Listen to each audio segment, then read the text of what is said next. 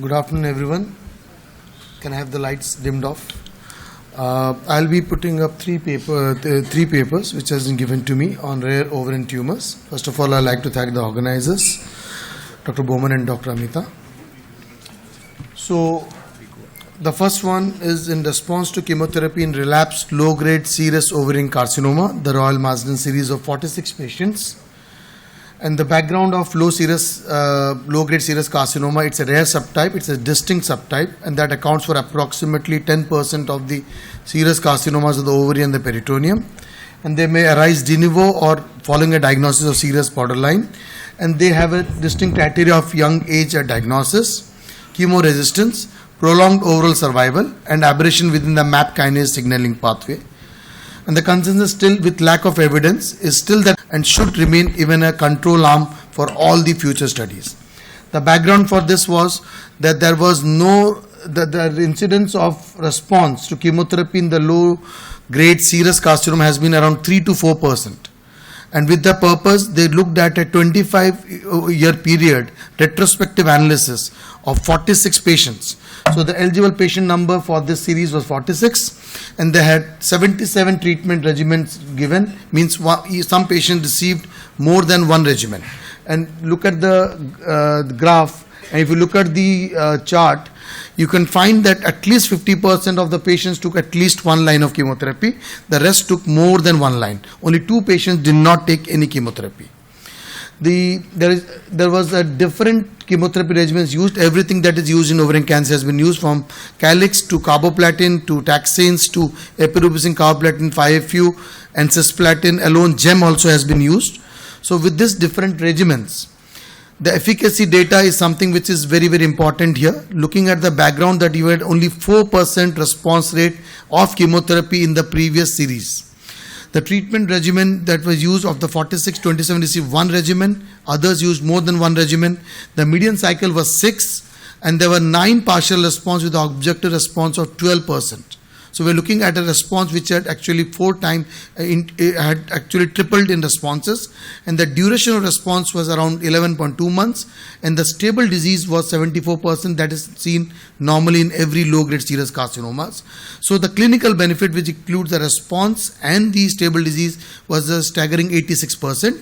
So this trial was one of the first trials to show, the series is not a trial, it's more of a series, to show that the response to chemotherapy could be around 12% for the recurrent low-grade serous carcinomas, and this is much higher than the previously published retrospective series. And the second thing is, this is a distinct subtype. All of us, the next talk after this panel will be on the 5 distinct types of ovarian cancers, and that is where we are heading to. So if you look at it, there is the presence of BRAF and KRAS mutations in low-grade serous, and the presence of BRAF mutation in a serous borderline tumor may protect it against progression to low-grade serous cancer, and presence of KRAS mutation in this subset may be a good prognostic marker.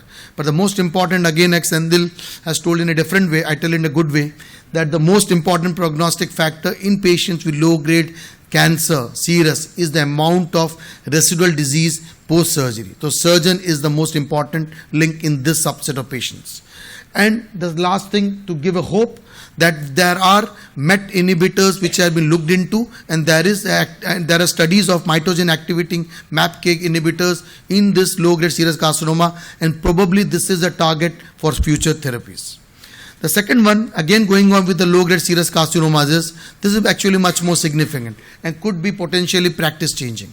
Hormonal maintenance therapy with women with low-grade serous carcinoma, and the objective of this study was to examine outcomes associated with hormonal maintenance therapy versus surveillance. Surveillance is you do nothing. After your chemo is over, you just follow the patient at a regular interval. And this was following a platinum-based chemotherapy and grade 2 to grade 4 low-grade serous carcinoma of ovarian peritoneum. This was MD Anderson series of 35 years. It started in 1980 and the series was till 2013. There has been no prospective clinical trial in the frontline setting because it's a rare tumor and you do not have that load of patients. And it is definitely not responsive to chemotherapy, and the frontline chemotherapy setting, more than 40% still have a residual disease after post-surgery and post-chemotherapy. And the NSCT setting, the responses has been very dismal, less than 5%, and definitely the low grade do not respond as well to the high grade. There is a high expression of ER and PR expression in this low-grade serous carcinoma, and we somehow have not been putting this into practice, and somehow in last 2-3 years, few of us have changed, and probably everyone is changing. So the rationale for this is because the high frequency ER, PR expression in this subset of tumors. Could we be using the hormone therapy as a sequence or as a maintenance so that these patients are living longer? And the hormone therapy for recurrent, if you look at the rationale, has been approximately around stable disease around 65 and responses around 10%, with the median PFS around 7 to 8 months. And the low grade serous have been similar to the luminal breast cancer. The methodology, it is that everyone has to receive a primary cytotoxic surgery plus a platinum based chemotherapy. And post-chemotherapy, the pathologically confirmed 2 to 4 stage were included, and at least 2 years follow-up patient post-chemotherapy and who did not recur were taken up into the eligibility criteria. And adequate clinical information, the primary outcome was PFS, the secondary outcome was OS. The PFS were calculated from the date of surgery to the disease progression, OS were calculated from date of surgery to the last date of contact or death. And if you look at it, 544 patients were actually eligible as per the low-grade serous tumor base of the Anderson data, and of these 204 were eligible as per the eligibility criteria, and to surveillance it was 134, to the hormone maintenance therapy it was 70, because hormone maintenance has not been a standard of care. So this is the schema: surgery, chemotherapy, platinum-based chemotherapy, then surveillance versus hormone maintenance. And look at the patient characteristic, nothing much to choose about, but to tell you that 6 cycles of chemotherapy were received by both the arms, and the primary site was ovarian in 2/3 and the omental or peritoneal in 1/3. And to look at it, probably by default, because there's nothing a standard of care, patient who had lesser or bulkier disease or had more of suboptimal cytoreduction went on to receive the hormone therapy because the doctor would have felt it that they needed something more. So look at that, the gross residual disease were much more with the hormone with the hormone therapy arm rather than surveillance arm, and the disease at the completion of chemotherapy also was much more in the hormone therapy arm. If you look at it, the hormone therapy AIs were the most commonly used apart from the tamoxifen. Leuprides were, and the LHRH agonist was also used along with TAM and letrozole, but majority were just single agent letrozole or single agent tamoxifen. And the progression-free survival was significantly different compared to the maintenance for the hormone therapy, but the OS was no different, and the curve that did not show a survival advantage if you look at the OS. But if you look at the PFS in patients with no available disease at completion of chemotherapy, there was a difference in the curve in favor of the hormone maintenance, and the OS was also beneficial for the patient who did not have disease at the assessment or no available disease at completion of chemotherapy. In multivariate analysis, if you look at it, there was a p-value significant for each part or each subtype, let it be a group survival also for the surveillance versus hormone, or primary site ovary versus peritoneum, or residual disease gross versus no gross, or disease status at completion of chemo-persistent disease. It was significantly in favor for the hormone maintenance. The limitations were many because the 35 years data, it was a retrospective data. There could be a referral bias, there could be heterogeneous therapies, and as we saw, multiple hormone therapies being given.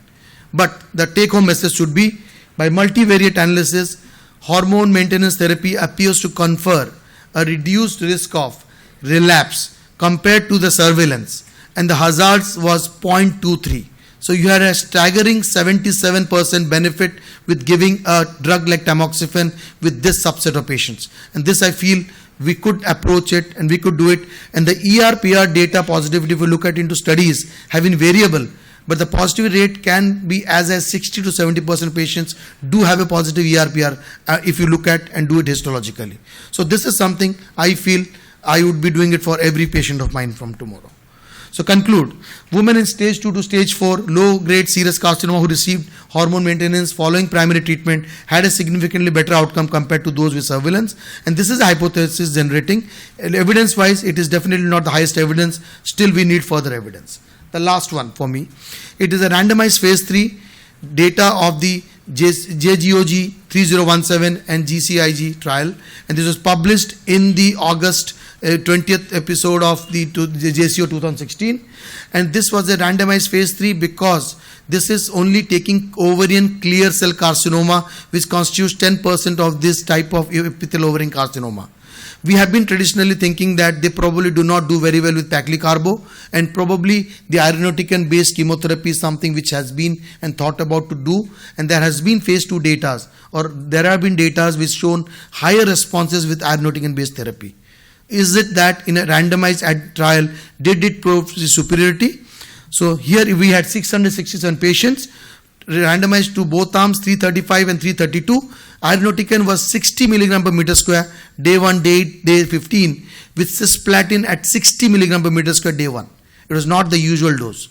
Versus paclitaxel 175 and AUC 6 of carboplatin once in 3 weeks. And this was the schema of things. This trial, surprisingly, apart from what the thought they had thought that this would be better with irinotecan, the PFS was no different and the OS was no different for the whole group. And if you look at it, the subset analysis and the subgroup analysis, they did not show any benefit towards each other, and both the arms were equally good or equally bad, as you may term it. The toxicity, as usual, there were more of neurotoxicity with the pacli arm and the carboplatin. There's more of the neutropenia and the hematotoxicity, much significant with irinotecan, diarrhea much significant with irinotecan arm. Apart from that, nothing to tell about. This is something which is in the appendix. You won't find in the main data.